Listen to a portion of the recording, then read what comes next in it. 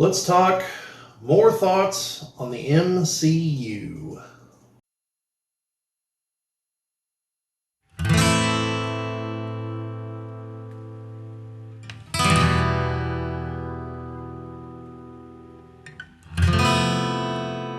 Welcome back to those who've been here before. Welcome to those of you who are new to the channel. My name is Bobby. This is the Geek Cabal channel. Recently, we put up a video of myself and Jim talking about the seeming decline in interest of the MCU, the Marvel Cinematic Universe. And now that I put a little thing in front of the video because it was filmed over a month before I actually finally got it up online. And in that time, I have watched the Black Panther 2, Ant-Man 3, and Guardians of the Galaxy 3. So this update is going to kind of cover those three movies and just my kind of like a review for each of them, kind of all cobbled together here. And I'm going to try to divide them up, with the per movie, so I can break down the video at least into segments. So here goes. We're going to go chronologically. Black Panther 2. I actually just watched that just a couple days ago. Now, if you saw the other video, you know that my main reason for not really being interested is the heavy alterations to Namor, his origin, and everything. For those of you who are unaware, who have seen the movie, in the movie, Namor is depicted as a Mesoamerican, based on the geography, I believe it'd be Mayan, not necessarily Aztec, but I could be wrong on that. I'm not an expert in that part of the world by any stretch. And essentially, his people were... before I go any farther, there are going to be spoilers for all of these, so just brace yourself. It's coming. Here goes. So hundreds of years ago, his people found a vibranium thing and made a plant with it. I was kind of a little unclear on that part. I might have just been not paying enough attention, so I don't know that's necessarily the movie's fault. And his people ate it, and then it poisoned them, and then they quickly realized that they had to get to the water to survive. So they now breathe water and live underwater and built a giant civilization underwater. And he is like 400 or 500 years old, super strong, can fly, and goes by Namor, which is a chunk of a phrase that a guy told him, basically had no love in his heart, in Spanish. And I don't remember what the whole phrase was, so I'm not going to try to repeat it. And so that's a major change. Namor in the comics is half Atlantean, half Scottish, I believe. And his mother was an Atlantean. I don't think he's 500 years old. He's old, but I don't think he's that old. And Atlantis is very much like Greco-Roman. Atlantis also has existed for a while before Namor. Like, he's not like an OG Atlantean like he is in this movie, essentially. Just happens to be a mutant in this movie. He is a mutant in the mainline comics. So, but the other thing is, like, even his name. Namor is literally the word Roman backwards. Like it, like it's right there. It's literally in his name what he is supposed to basically be. And his phrase is Imperius Rex, which is Latin. And at the end of the movie, he even says it in his native tongue, which is then translated on the screen as Imperius Rex, which doesn't make the slightest bit of sense because it's translating into English. It should not translate what he says into a Latin phrase. That was just downright stupid. So anyway, that's the kind of things you get into when you start screwing with backstories. But we have to include this part when you didn't. Like anyone that reads the comics is probably just gonna be sitting there pissed off about what you did the name. We're not like, oh, it's okay. They put his catchphrase in there. It's cool. No, like you're not gonna win them over. You didn't win me over. So it's just dumb.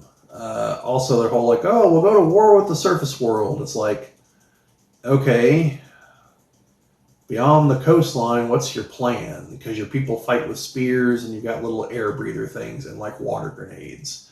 How are you going to attack like Cincinnati? You know, what's your big plan there?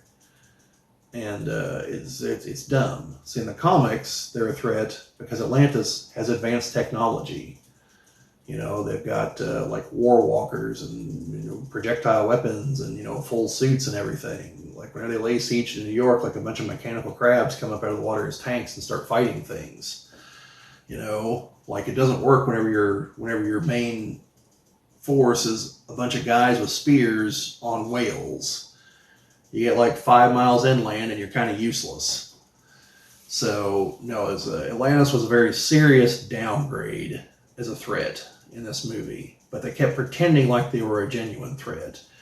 Also, even just on the water, since there's so few of them, all it would take is enough sonic grenades, and then they'd be done, and then depth charges to their city, and that'd be it. Like Marvel Comics Atlantis, it's somewhere deep in the ocean depths. No one knows where it is. And again, Atlantis has advanced machines. Like they can legitimately attack the surface world. So anyway, all of that aside, the movie is a good movie. It's long. It should probably be like half hour, 45 minutes shorter, give or take. But it's a good movie. It's very much about how mainly Shuri, but some of the other characters are dealing with grief and loss over T'Challa, and kind of a mirror of how the real world is, with Chadwick Boseman. I don't want to sit here and say he's the greatest actor ever or anything. He's a decent actor. But by all accounts, he was a good guy. Going to kids' hospitals, visiting with terminally ill kids and everything. Like, not everyone that has the fame and fortune and the free time to do that does that. And so, yeah, he looks like he was probably actually a genuinely good guy. So, the world does appear to be a poorer place without him. And you feel that in the movie. And you see it, Shuri has to confront the fact that even though she thoroughly believes in science and is essentially an atheist, that unfortunately for her, she lives in the Marvel Universe where, despite the proclamations of some of the atheist characters, there very much is an afterlife. There's probably a God too. And so she's able to replicate the heart-shaped herb, and she takes it, and she's expecting to see maybe her brother, maybe her father, but nope, she sees Killmonger, and she's like immediately like repulsed by the very idea. And he sits there and tells her like, hey, you're like me. Like I heard you. You want to burn the world down. And so, yeah, it's an interesting scene in the movie. Good to see Michael B. Jordan back because he did a pretty good job as Killmonger. And but yeah, just a check for her to realize that one, the ancestors, like the spirit realm, all that is real. But also like you see what you bring in.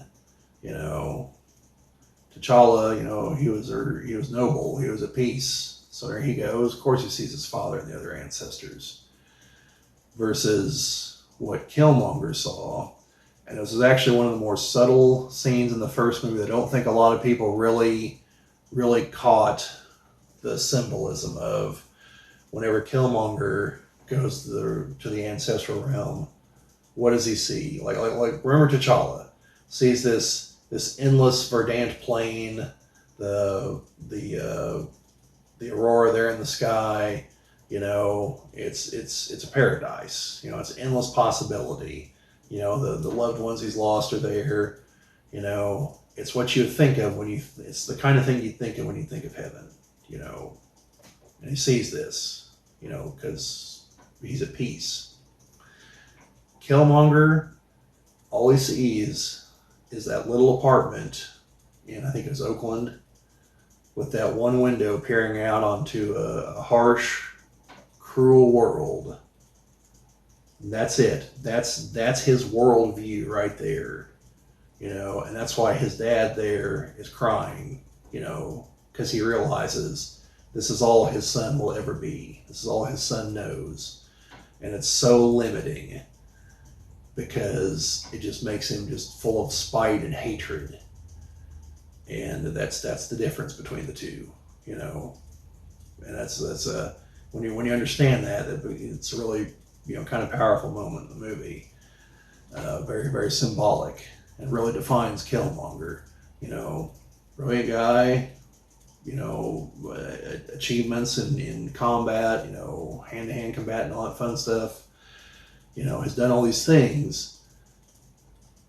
But at his core, he's just that kid looking out on the world that he wants vengeance against. And it's sad that that's all that he is. So anyway, by the end of the movie, though, she's made peace with things, and doesn't even try to become the ruler. M'Baku initiates the challenge, and she's not there. So we don't see if anyone steps forward, but presumably M'Baku does win. And M'Baku also plays a strong role in this movie, saying that he had, promised T'Challa that he would counsel Shuri, and he tries to do that. He doesn't make moves for the throne or anything. He legitimately is like, hey, your brother died. Like, you need to grieve. You need to process this. Don't just, fly off in anger. And then the queen dies also, and he tries to tell her there, like, look, I know it's easy to just be like, let's just go destroy the Atlanteans, but we need to consider. And once she becomes the Black Panther, that's what she counsels they should do, is go fight the Atlanteans and kill Namor. And that's when M'Baku tries to tell her, like, that's probably a really bad idea.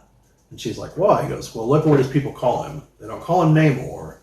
They call him, it's like K'Tuk or something. I don't horribly mangle that. Again, I'm sorry, I don't speak Mesoamerican, Aztecian, whatever.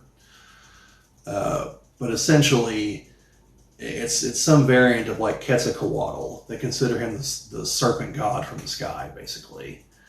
And but that's M'Baku's point, is they consider him a god. So if Shuri were to kill him, there will be no stopping the Atlanteans. They'll fight to the last man. And Wakanda might eventually win, but what will the cost be? And that's what M'Baku's trying to tell her. And which is kind of surprising, But yeah, like I said, overall it's a good movie. It's long, but it's really, a lot of it's about, how do you process loss and grief and overcome it. And at the end, Shuri ends up going to Haiti, where I don't remember her name. She was also in the first movie. She was the woman that T'Challa was in love with. She works at one of the outreach centers there in Haiti.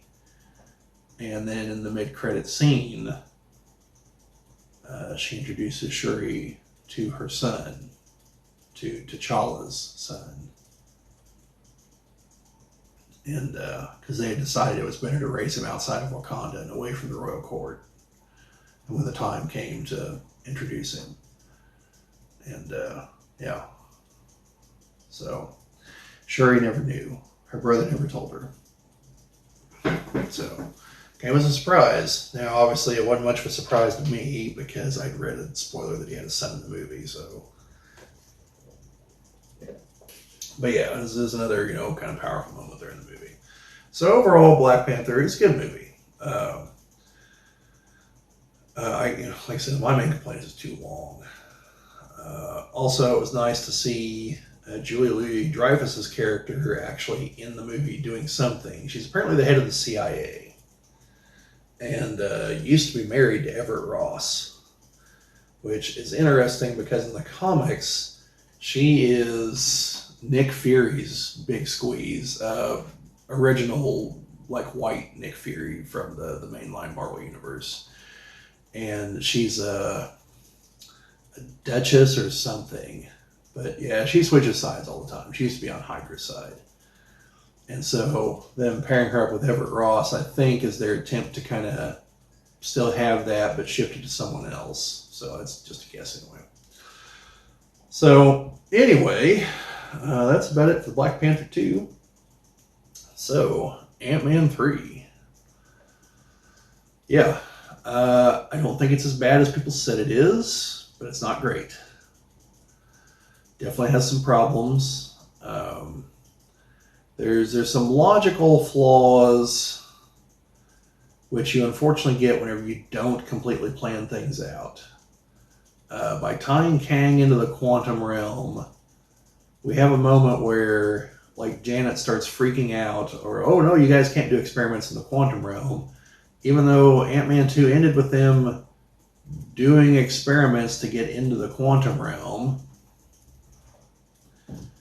So now all of a sudden she feels the need to warn all of them about Kang, because he's trapped down there. Well, one of them is anyway.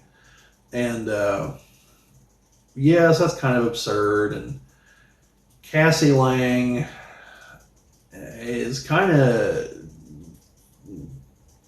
insufferable through big chunks of the movie, because she's basically hitting old Scott with like, yeah, but what are you doing now? When Scott's like, you know, I literally saved the universe, right? Like, was integral in undoing the snap.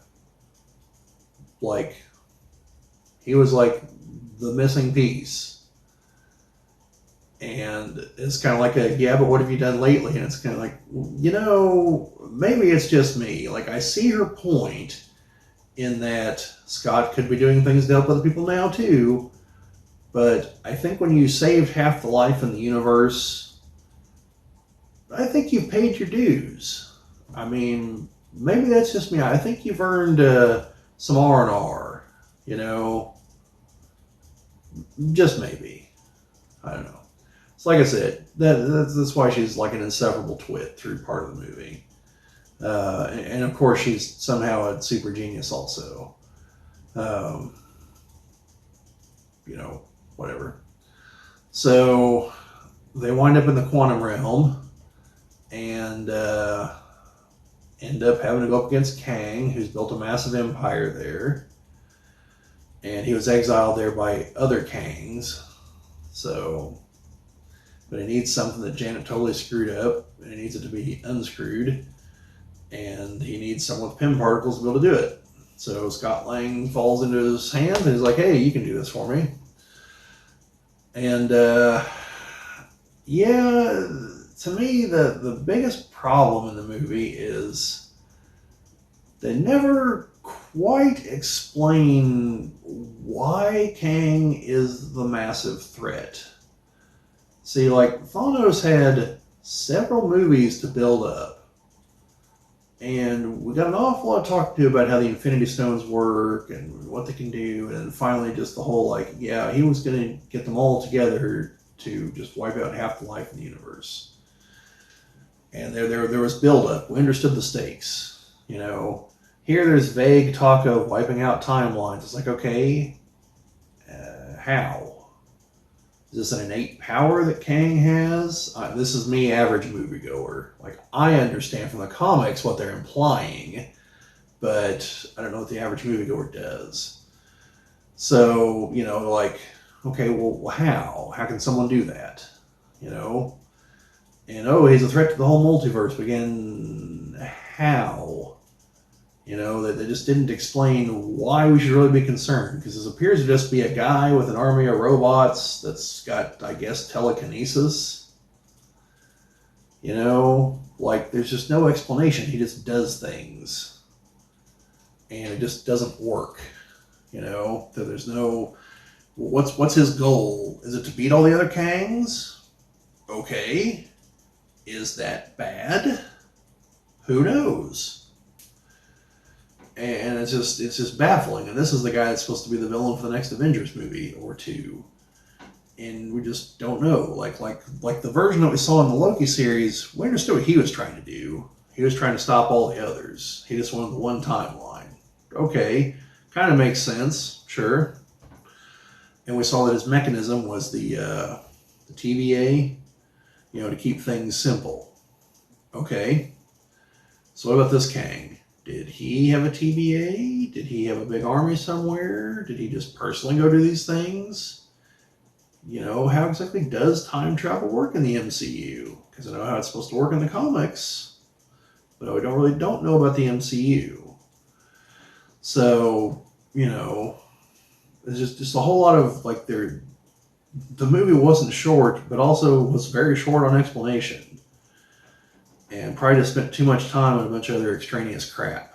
So, you know, it looks good. It's good to see Michael Douglas and Michelle Pfeiffer in action. Random Bill Murray cameo. But yeah, I mean, like I said, overall, it's an okay movie. It's not as bad as some of the critics rated, I don't think. But it's just kind of the plot. You're just kind of like, okay, I guess, sure, kind of makes sense. We'll go with that. You know, and then that's about all I've got to say about that one. So then there's Guardians 3. Now, Guardians 3 gives me hope again for the MCU a little bit because it was genuinely good. Bordering on great.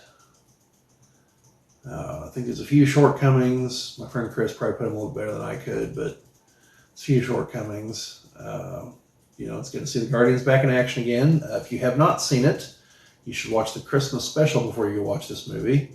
There's a handful of like minor plot points here and there that will make a lot more sense if you watch that. So the movie very much calls back to 1 and 2 and Infinity War and Endgame. You know, these are characters that are definitely like, they're defined by past actions and people from their past. And, you know, this is the crew of broken people trying to find family again together. And so you get to see Rocket, a lot of his past, and a lot of it is not pretty. Mainly thanks to the High Evolutionary. Definitely been some changes from his comic book appearance. Briefly, in the comics, he's a Victorian-era scientist, if I recall correctly, who is a pupil of Nathaniel Essex, who, for those of you who don't know, is Mr. Sinister of the X-Men. And he created a device, or found a device, or something, found a way to evolve himself, which he did, which gave him, you know, massively increased intelligence and I think some superpowers. So in the movie, he's not human from Earth, and which makes another plot point odd how they have to explain it. So I don't know why they kept it, but so in the flashbacks, he hasn't done this yet, but after what happens in the flashbacks, he's able to focus his intellect inward, a small percentage of it, to gain control over gravity. So he does have at least one superpower. And he's something like 300 years old also, and is a genius. So his overarching goal is to create the perfect society. And towards this end has created Counter Earth, which we find out about because Adam Warlock shows up to try to capture Rocket, ends up critically injuring him, also mops the floor with Drax and Nebula, breaks Mantis's arm. And speaking of Drax, his strength level is getting closer to what it should be from the comics, He's getting there. He's definitely like significantly stronger in this movie than he was in past movies. And this is a guy that should be able to fight Thanos. Okay, because in the comics, his sole mission, his reason for being, because he was killed. Okay, his origin is wildly different than the comics. He was killed and rebuilt by others and reincarnated to fight and kill Thanos, which he ultimately does in the Annihilation comic book series. And the same thing with his daughter, Moondragon. So, wildly different origin. And so he's a lot stronger in this movie, like he should be. Then Adam Warlock, they don't do a whole lot with him. They basically have him just be like an idiot with superpowers flying through space at the command of the High Priestess of the group that they sold the batteries back to at the very beginning of the second movie. And Adam Warlock is the post-credit scene where she's sitting there, there's a new birthing matrix. She's like, I'll name him Adam. Well, it's him, Adam Warlock. And they had to change him a little bit because they've destroyed the Infinity Gems, so he can't have the Soul Gem in his forehead. So he just has some other random gem that they don't explain at all. And but he's obviously very powerful because he's one of the only two characters we've seen that can just fly through space unassisted. So it's like him and Captain Marvel. Also, a spectacular entrance. But yeah, so he's kind of an idiot. But he just keeps on coming. Then Rocket gets injured. They have to try to rescue him because of what the High Evolutionary did to him. There's essentially like a kill switch that'll kill him if they try to fix him. So they find out where it was manufactured and everything. And they need to get the pass key to unlock it, which is where the big heist in the movie comes in. That's how they're drawing Gamora. And Peter's still pining over her, even though it's not the same her that he was in love with. And as long as you follow the other movies, you should be able to follow that. And yes, they have the big heist, and then they realize that they're just going to go fight the High Evolutionary directly. And so they get coordinates to where he is, which is counter Earth. And as soon as they come out, Peter Quill's like, what the hell? It looks just like Earth. Earth like in the 1980s. And so they're going around like they see, all these houses and cars, just like Earth, but all the people are like animal people. Anthropomorphized. Animals with anthropomorphic features. We'll go with that. That's what I get for trying to use the big words that I don't quite actually know how they change over. But that's my fault for trying to look too smart there. But anyway, so there's like, goat people and bat people and things like that. So they get the help of one of the families. They kind of figure out how to communicate with them. And once they explain the High Evolutionary, she just like goes to the window and points to this big pyramid building. And they're like, yeah, he's in there. So then they borrow her car. Star-Lord drops the F-bomb there. And then they take off and drive and go in there. And yeah. So then the final third of the movie kicks in where on the way there, they saw people sleeping on benches. They saw a drug deal going down in a back alley. Another back alley, someone beating someone else with a baseball bat. So they get to the High Evolutionary, and Peter's like, counter Earth, really? And the High Evolutionary's like, yeah, I visited your planet once. He's like, I found a lot of things. They're beautiful. Like some of the writing, the music, the arts could be said to be among the greatest in the universe. But then there was also the hatred, the bigotry. And Peter's like, yeah, I know we're not perfect. And so he's like, I modeled my perfect society after that. And Peter's like, so does a perfect society doesn't have drug deals going down in back alleys. And he expects the High Evolution to have some kind of comeback for that. And he's just like, nope, no, it does not. and that's why I'm going to destroy this world like I've done so many other times and start over. Like, wait, what? And so the planet starts blowing up. And then they all go off into space and fight it out again out in space. They save Rocket.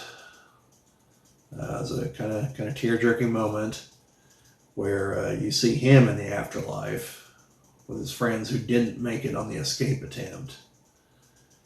And one of them tells him something. And this is why I mentioned in the other part that there probably is a God. She said that there's the hands that made you, the high evolutionary, and then there's the hands that guided those hands, implying that there's a higher power at work. So, could be the one that in the comics they refer to as the one above all, who is God. Could just be that there's another higher power out there manipulating him. Could have been anything, but probably the whole one above all thing.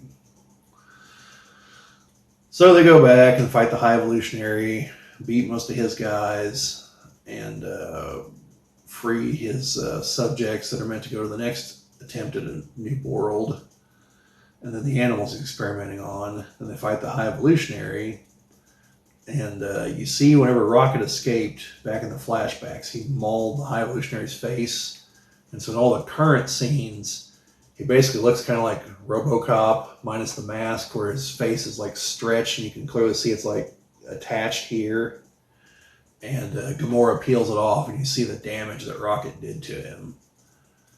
And so Rocket ends up choosing not to kill him. This is kind of like a statement of, I'm better than that. And so they leave him there. Although apparently from what I've seen in a deleted scene, they actually do carry him over to escape. So either way, we don't see him die, so he's probably still alive.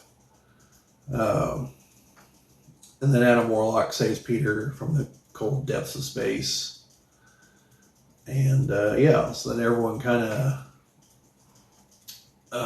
Gamora leaves. Peter and her don't kiss, which was an interesting choice, because you can see towards the end that she's kind of starting to come around to him. And as she's leaving, she's just like, I bet we were fun. And he's like, yeah, we were. And then she leaves. And part of the subplot here is that Mantis has been trying to make Peter realize that he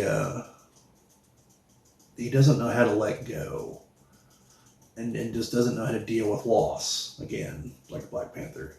Because she points out, she's like, Peter, you've been gone from Earth for decades. Like, and you've never once thought of going back. I mean, except they did in Endgame. And it's like, your grandpa could still be alive. And he's like, oh yeah, my grandpa that pushed me out of the room there and yelled at me as my mom was dying. And they're like, maybe he was trying to save you from grief so that you wouldn't actually see her die. And he's like, have you ever considered that he lost both his daughter and his grandson on the same day? And maybe you owe it to him to go back. And so yeah, at the end, once he accepts that the Gamora he knew is truly gone, he calls the team together and tells them that he's leaving, that he's going back to Earth. And Mantis says that she's leaving too, because she realizes her whole life she's only ever done what Ego wanted her to do, and then what the Guardians wanted her to do. She has no idea what she wants to do. So she wants to go find herself. And so they leave Rocket in charge. Nebula and Nebula and Drax are going to stay there on Nowhere, because that's a new base of operations, and try to get everyone settled in. And now they've got all these kids from the High Evolutionary and the animals and everything. And Nebula saw that, she tells Drax that she saw that he wasn't meant to be a destroyer, because she's seen him with the kids, and that he's meant to be a father, and she needs his help.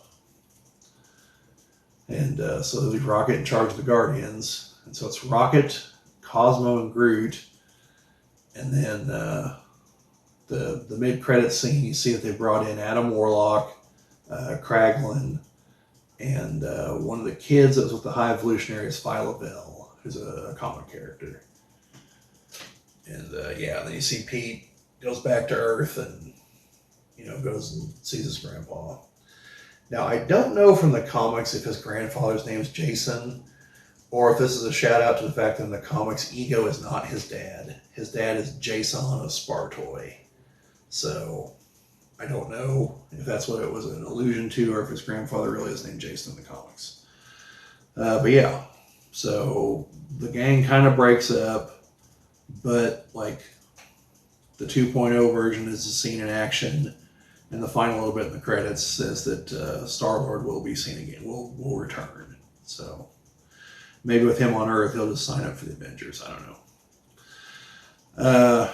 But yeah, good movie. A lot of heartfelt moments.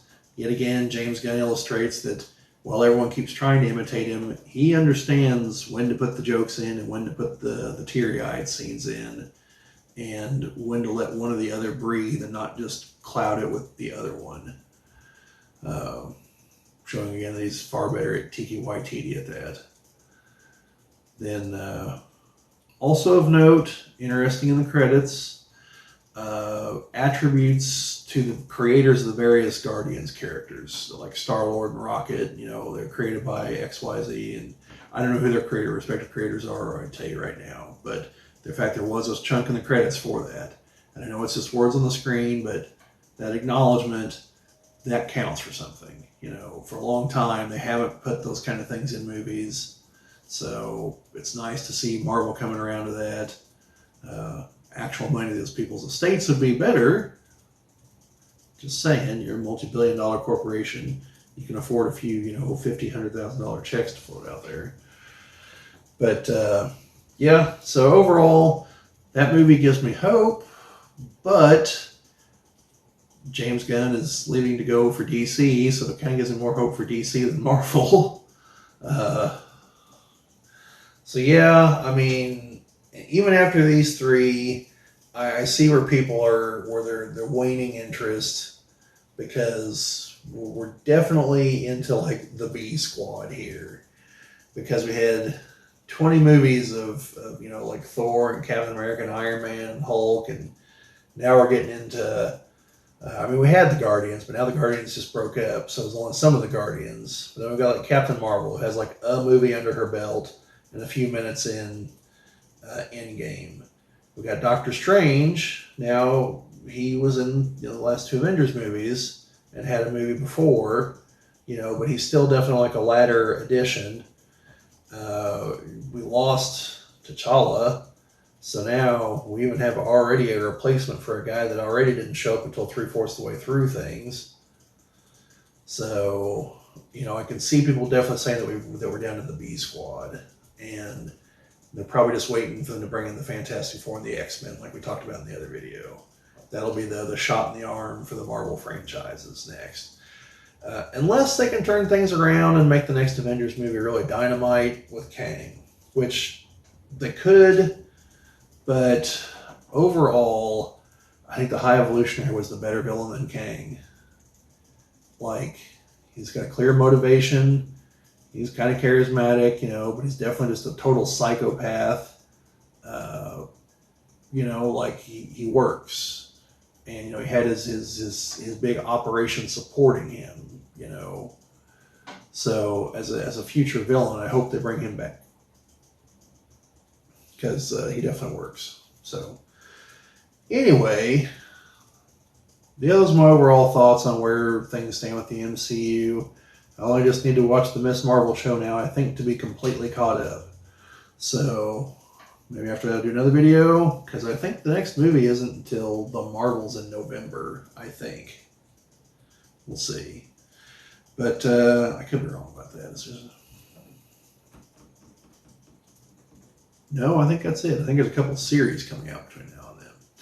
But anyway, let me know what you folks know. The last video got a lot of comments. So now that I've commented on the 3 more recent movies, if you guys have seen them, don't want to see them, let me know down in the comments. Otherwise, you know, like, share, subscribe, all that fun stuff to YouTube. But see you guys maybe at the movies.